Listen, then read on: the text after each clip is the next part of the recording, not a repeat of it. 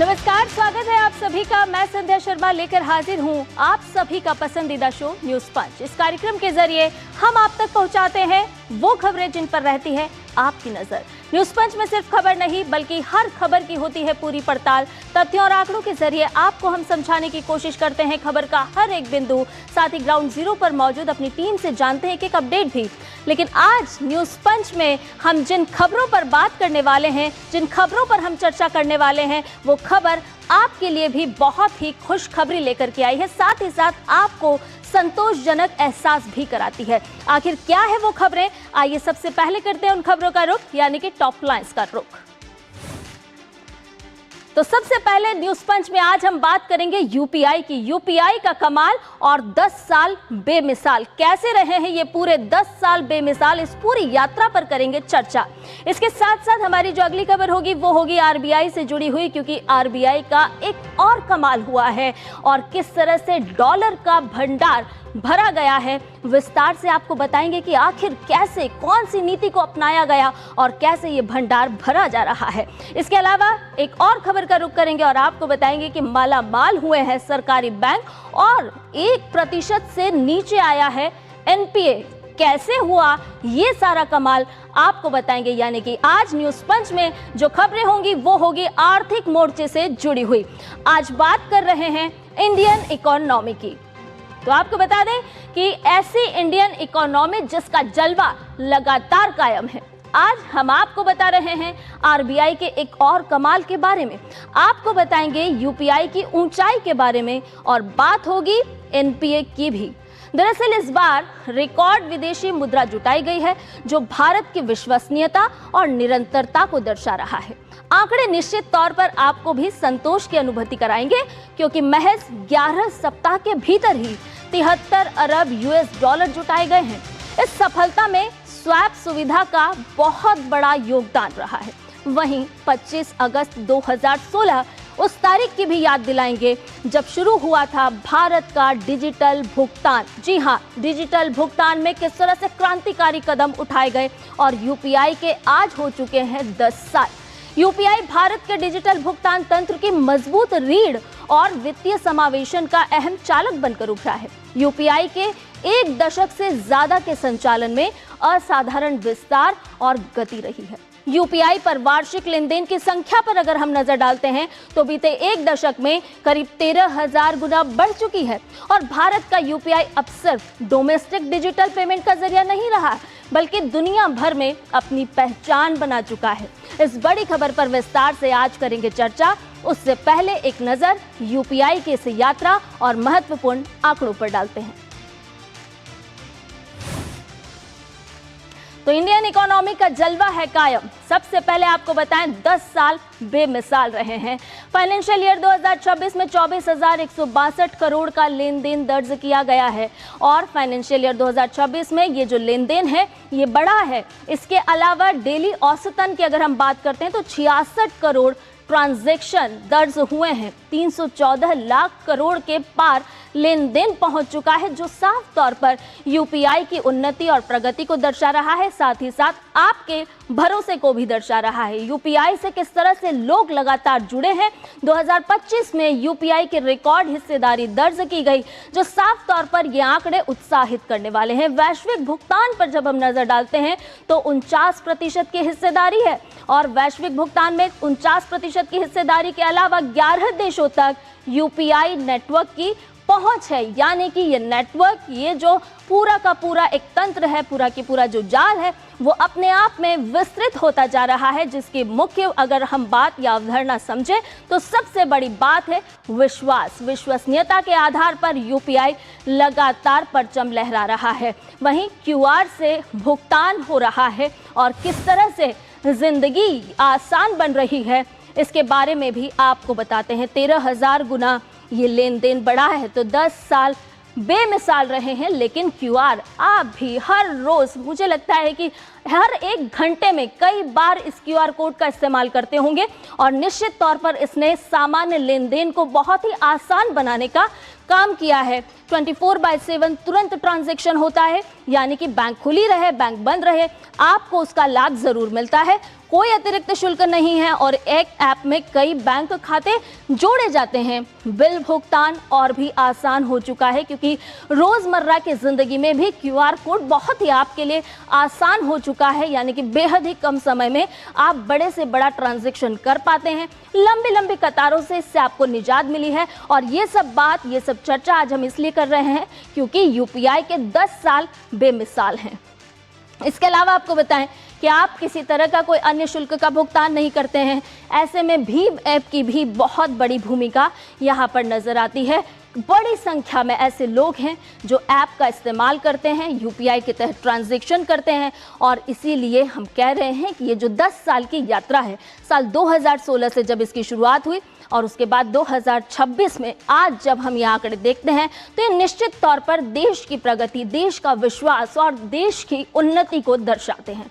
इसके अलावा अब दुनिया पर अगर हम नजर डालते हैं तो 11 देशों में UPI एक्टिव है, यानी कि सिर्फ भारत नहीं बल्कि 11 देशों के साथ भारत जुड़ा UPI की वजह से। संयुक्त अरब अमीरात यानी कि UAE, France, Bhutan, Sri Lanka, Nepal, Singapore, Mauritius, Qatar, Cambodia, Greece और मालदीव, दुनिया के ये वो तमाम ऐसे बड़े देश जहां UPI ने आपके ट्रांजैक्शन को और भी आसान बनाया है। आप जब भी विदेश यात्रा पर जाते हैं तो आप UPI के माध्यम से ट्रांजैक्शन कर सकते हैं। डिजिटल भुगतान क्रांति के 10 वर्ष प्रधानमंत्री नरेंद्र मोदी ने क्या कुछ कहा है ये भी आप जानिए। एक दशक पहले की याद दिलाते हुए प्रधानमंत्री ने कहा कि UPI की शुरुआत जो है 1 दशक पहले हुई थी। UPI भारत की डिजिटल पेमेंट यात्रा में अभी तक का सबसे निर्णायक फैसला साबित हुआ है। UPI के व्यापक पैमाने और पहुंच पर हर भारतीय को गर्व होना चाहिए। मुझे अपने UPI अनुभव के बारे में बताएं और ये भी कि UPI ने आपके जीवन को किस तरह से प्रभावित किया है। तो प्रधानमंत्री नरेंद्र मोदी ने अनुभव की साझा करने की बात भी यहाँ पर कही है और 10 वर्षों की यात्रा का भी यहाँ पर जिक्र किया है। इसके अलावा भाजपा सांसद संबित पात्रा ने UPI के 10 वर्ष पूरे होने को बड़ी उपलब्धि बताया है। उन्होंने कहा कि आज UPI पर लेन देन कई गुना बढ़ गया है। संबित पात्रा ने कांग्रेस पर निशाना साधते हुए ये भी कहा कि एक समय कांग्रेस ने UPI का मजाक उड़ाया था, लेकिन आज ये देश की डिजिटल भुगतान व्यवस्था की बड़ी ताकत बन चुका है। UPI ने 10 साल पूर्ण किए हैं। It has become the world's largest real-time payment system. ये भारत की शक्ति है। 10 वर्ष पहले जब मोदी जी ने इसी UPI के विषय में बताया था तो कांग्रेस ने मखौल उड़ाया था।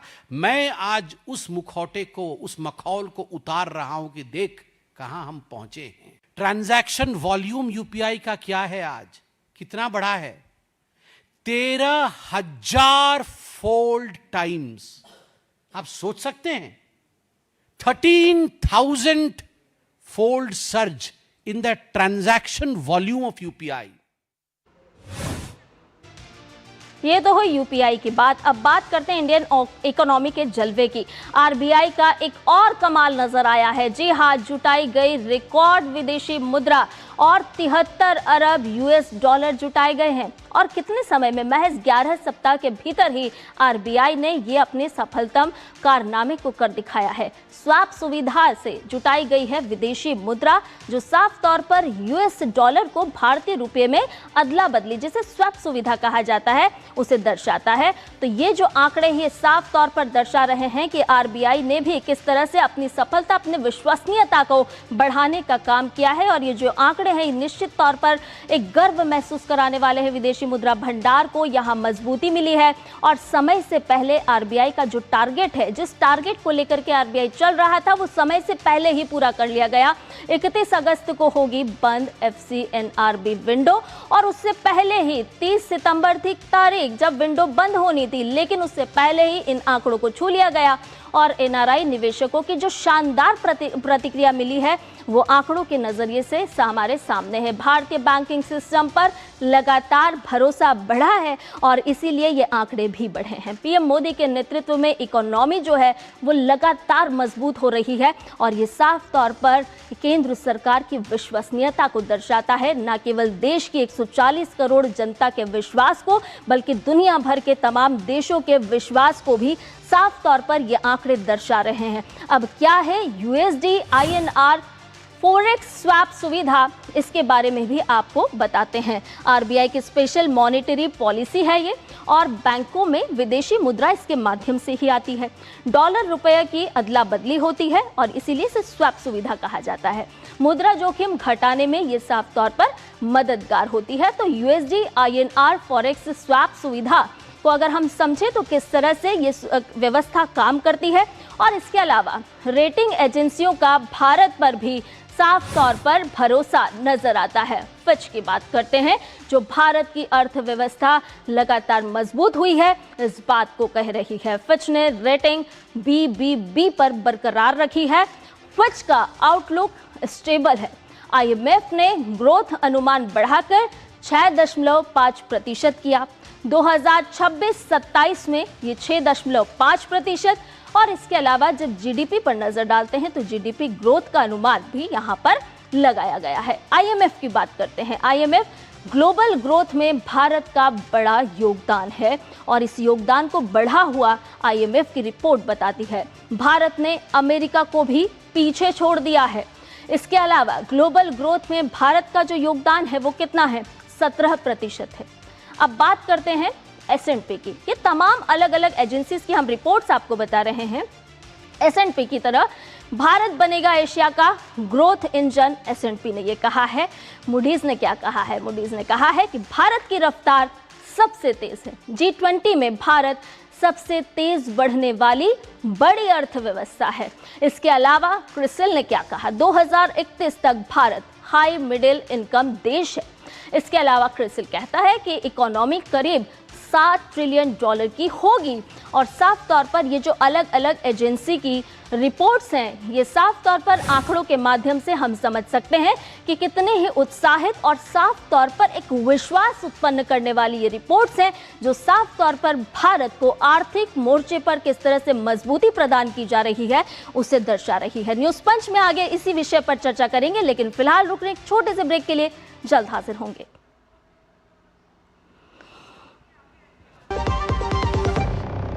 गाँव में कहीं भी मिल जाता है ये, छुट्टे की झंझट को हर लेता है ये मेरा UPI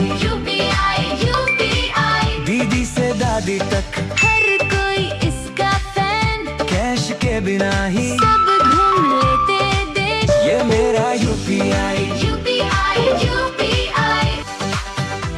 UPI के 10 साल, डिजिटल, आत्मनिर्भर, बेफिक्र। भारत की सबसे बड़ी gold loan NBFC Muthoot finance से गोल्ड लोन लीजिए और फिर देखिए सोना क्या नहीं कर सकता। कॉल कीजिए 1-800-313-1212। हर जीत की शुरुआत होती है छोटे छोटे कदमों से और हर छोटी तैयारी बदल सकती है पूरा नतीजा, क्योंकि मैदान हो या जिंदगी, छोटी से छोटी तैयारी ही देती है प्रोटेक्शन और प्रोटेक्शन ही देता है भरोसा। जैसे LIC की बीमा लक्ष्मी, एक खास प्लान सिर्फ महिलाओं के लिए जहां छोटी बचत दे बड़ी सुरक्षा, ताकि जिंदगी के हर मैदान में आप रहे हर पल के लिए रेडी। LIC बीमा लक्ष्मी, रखे हर पल के लिए रेडी।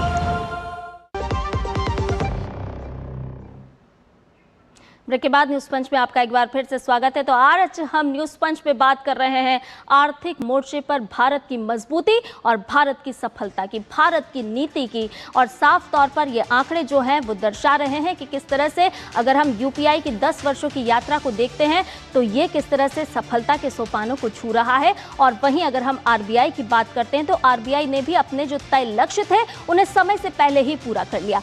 अब बात करते हैं एनपीए की। तो एनपीए घटा है और मुनाफा बढ़ा है। कम शब्दों के साथ आपको ग्राफिक में ये भी दर्शाते हैं कि किस तरह से समझाने की कोशिश करते हैं कि फाइनेंशियल ईयर 2026-27 में बैंकों का नेट एनपीए 1% से कम हुआ है और बैंक ऑफ महाराष्ट्र का एनपीए सबसे कम, मात्र 0.13%। बैंक ऑफ महाराष्ट्र का एनपीए। एसबीआई को अगर हम जाने तो 0.38%। HDFC bank. ये तमाम ऐसे आंकड़े हैं जो साफ तौर पर भारत की नीति को दर्शा रहे हैं। इस पूरी खबर पर विशेष चर्चा के लिए हमारे साथ जुड़ गए हमारे संवाददाता नरेंद्र और इसके साथ साथ हमारे साथ जुड़ गए हैं आर्थिक मामलों के विशेषज्ञ अश्विनी महाजन। सर, आपका बहुत बहुत स्वागत है न्यूज़ पंच में हमारे साथ इस विशेष और खास खबर में जुड़ने के लिए। सबसे पहले सर यूपीआई की बात करना चाहेंगे क्योंकि 10 वर्षों की जो ये सफल यात्रा है इसको आप किस तरह से देखते हैं? देखिए, यूपीआई ने देश का जो पेमेंट सिस्टम है उसको पूरी तरह से रेवोल्यूशनाइज कर दिया है, एक क्रांति ला दी। और पहले जब हमारे देश में ऑनलाइन पेमेंट्स होती थी तो हमारे ध्यान में केवल मास्टर कार्ड और वीजा कार्ड की बात आती थी। लेकिन मास्टर कार्ड और वीजा कार्ड पर जो मर्चेंट्स हैं जी, उनसे 1 से लेकर 3% चार्ज किया जाता है, बल्कि उससे भी कई बार ज्यादा। और ये दोनों विदेशी कंपनियां हैं और जो भी ये कमाती थी वो विदेश में ले जाती थी, डॉलर्स हमारे ट्रांसफर हो जाते। इसके साथ ही साथ ये बहुत कम लोग ऑनलाइन ट्रांजैक्शंस कर पाते थे। लेकिन यूपीआई के कारण ये संभव हो गया है कि सामान्य सब्जी वाला, सामान्य किराना शॉप, हर कोई जो हमारे देश में छोटी छोटी ट्रांजैक्शंस बहुत ज्यादा होती हैं और उस ट्रांजैक्शंस की वजह से उससे एक बहुत बड़ी मात्रा में हमारी ट्रांजैक्शंस यूपीआई के माध्यम से हो रही हैं। आपको ये जान करके बहुत खुशी भी होगी हमारे श्रोताओं को कि दुनिया भर में जितनी ट्रांजैक्शंस होती हैं ऑनलाइन उसका 49% भारत में होता है। यानी एक हमारा देश जो है वो लगभग आधी ऑनलाइन ट्रांजैक्शंस करता है और वो 0 कॉस्ट पर करता है। एक बहुत बड़ी बात है कि हमारे देश में हमारे लोगों को पैसा रिसीव करने के लिए और भेजने के लिए 1 पैसा भी खर्च करना नहीं पड़ता है। इसके कारण मैं यहाँ पर आपको ये बताना चाहता हूँ कि यूपीआई के कारण हमारे देश में जो लॉजिस्टिक कॉस्ट है वो भी बहुत कम हो गई है। हालांकि लॉजिस्टिक कॉस्ट कम करने में हमारा इंफ्रास्ट्रक्चर की बहुत बड़ी भूमिका है, फिजिकल इंफ्रास्ट्रक्चर। लेकिन ये जो पेमेंट इंफ्रास्ट्रक्चर है, ये जो डिजिटल पब्लिक इंफ्रास्ट्रक्चर है, इसके वजह से, और केवल इतना ही नहीं हुआ है, यूपीआई के कारण और ये जो ऑनलाइन ट्रांजैक्शंस की वजह से हमारे देश में एक नई क्रांति आई है जिसको जैम क्रांति कह सकते हैं। जनधन योजना के अंतर्गत बैंक अकाउंट खुले, उसके साथ मोबाइल के साथ उसको लिंक किया और आधार कार्ड के साथ उसको लिंक किया।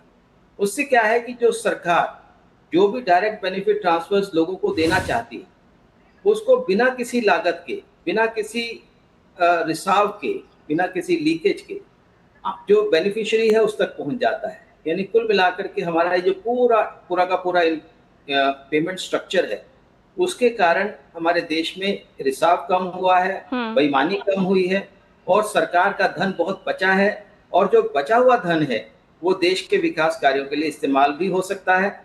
और बड़ी बात यह है कि हमारा ये जो यूपीआई है इस पर लागत सरकार की भी बहुत कम आती है। मात्र 2200 करोड़ रुपया सरकार इस पर खर्च कर रही है और उसके कारण आम जन को इतनी बड़ी सुविधा इसके कारण मिली है।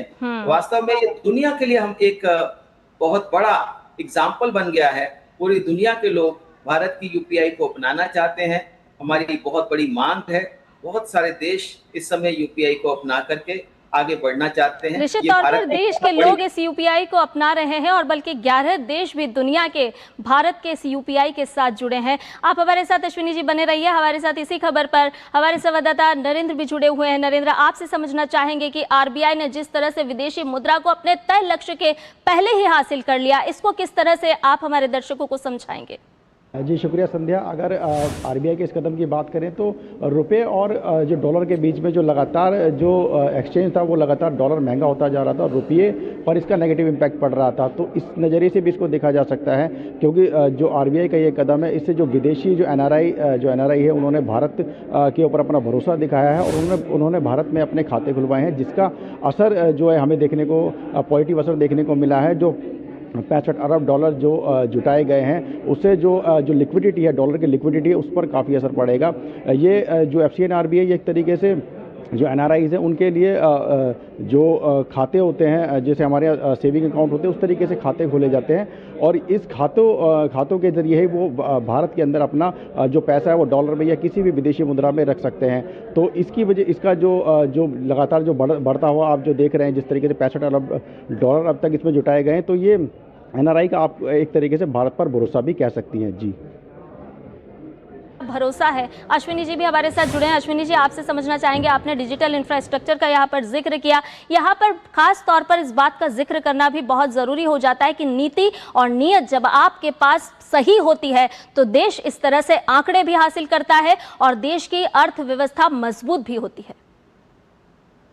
जी देखिए, मैंने पहले भी कहा कि हमारे देश की सबसे बड़ी समस्या ये रही थी कि हमारे लॉजिस्टिक कॉस्ट ज़्यादा है। इसके कारण हमारे उत्पाद जो हैं दुनिया भर में ज़्यादा प्रतिस्पर्धी नहीं हो पाते थे और हमारे निर्यात नहीं बढ़ पाते। निर्यात न बढ़ने के कारण हमारे यहाँ विदेशी मुद्रा की कमी रहती है। अभी इसकी बात भी आई। तो यहाँ पर जो विदेशी मुद्रा को कमाने में और हमारे देश के उत्पादों को ज़्यादा प्रतिस्पर्धी बनाने में भी UPI का बहुत बड़ा योगदान है, क्योंकि UPI के कारण ट्रांजैक्शन कॉस्ट कम हो जाती है। एक तरफ हमारा फिजिकल पब्लिक इंफ्रास्ट्रक्चर है, हमारे रोड्स बन रही हैं, कॉरिडोर्स बन रहे हैं, रेल का बहुत बड़ा जाल बिछ रहा है, एयर ट्रैवल बहुत तेज़ी से आगे बढ़ा है। इसके साथ ही साथ हमारे जो जल मार्ग भी आगे और ज़्यादा सुदृढ़ बन रहे हैं। इस सब के कारण हमारी जो कॉस्ट है वो धीरे धीरे कम हुई है, प्रतिस्पर्धी लागत हमारी कम हुई है, जिसके वजह से हमारे उत्पाद ज़्यादा प्रभावी, ज़्यादा सफल हो रहे हैं। और यहाँ जो बात आ रही थी हमारे RBI के द्वारा जो स्कीम लाए गए, बहुत ही उम्दा स्कीम है, जिसमें RBI ने अपने ऊपर ये ले लिया कि जो हेजिंग कॉस्ट है, बैंकों को 3% के करीब हेजिंग कॉस्ट लगती थी, तो RBI ने अपने हाथ में ले लिया और जिसके कारण मात्र जो 3-4% NRIs को ऑफर किया जाता था रेट ऑफ इंटरेस्ट, वो बढ़ करके 6 से 7% हो गया। तो NRIs ने, भारत के ओवरसीज इंडियंस ने बहुत बड़ा भरोसा भारत पर जताया है और $72 बिलियन तो अभी तक हम प्राप्त कर ही चुके हैं। 31 अगस्त जब ये स्कीम बंद होगी, मुझे ऐसा लगता है कि $100 बिलियन तक हम पहुंच जाएंगे। एक बहुत बड़ी छलांग हमारे विदेशी मुद्रा भंडार में होगी। इसके साथ साथ अश्विनी जी, आपसे NPA के बारे में भी समझना चाहेंगे, क्योंकि NPA के जो आंकड़े आ रहे हैं वो भी साफ तौर पर दर्शा रहे हैं कि किस तरह से सरकार ने एक नीयत के साथ, एक बेहतर नीति के साथ कदम आगे बढ़ाए। क्योंकि कई बार हम इस तरह की खबरें भी देखा करते थे कि बैंकें जो है वो घाटे में जाया करती थी, दिवालिया हो जाती थी, लेकिन अब वैसी खबरें नहीं है, मर्जर कर दिया जाता है बैंकों का। या फिर और ऐसे कौन कौन से आप बिंदुओं को रेखांकित करना चाहेंगे जिसकी वजह से NPA का जो घाटा है वो भी कम हुआ है? सबसे बड़ी बात है कि नए लोन जो है ईमानदारी से दिए जा रहे हैं, उनमें अब वापसी हो रही है। जो लोन डूबते थे अब वो डूब नहीं रहे हैं और इसके कारण तेजी से हमारा जो NPA है वो कम हो गए। एक जमाने में हमारा NPA 10% से ज़्यादा हो गए थे, अभी वो 1% से नीचे आ गए हैं, जिसका असर ये हो रहा है कि हमारे पब्लिक सेक्टर बैंकों के भी शेयर जो हैं बड़े आगे बढ़ रहे हैं। जब शेयर आगे बढ़ता है हम समझ सकते हैं कि देश आगे बढ़ रहा है, हमारे बैंक आगे बढ़ रहे हैं, उनकी क्षमताएं आगे बढ़ रही हैं, वो ज़्यादा लोन दे सकेंगे, ज़्यादा क्रेडिट क्रिएट कर सकेंगे, देश का विकास होगा, GDP बढ़ेगी।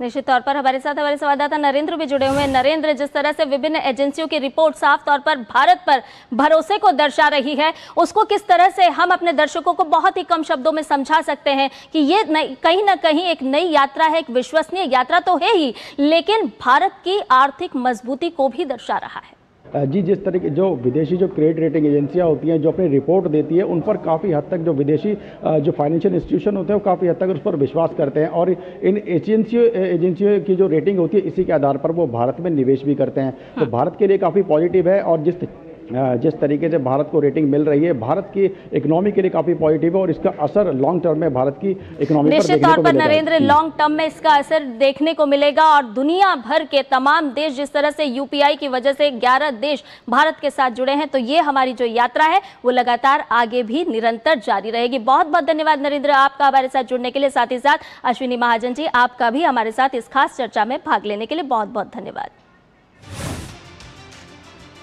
और आइए अब रुक करते हैं हमारी अगली खबर का, और ये खबर है पंजाब से, क्योंकि पंजाब में अब एक बार फिर से बवाल हो गया है।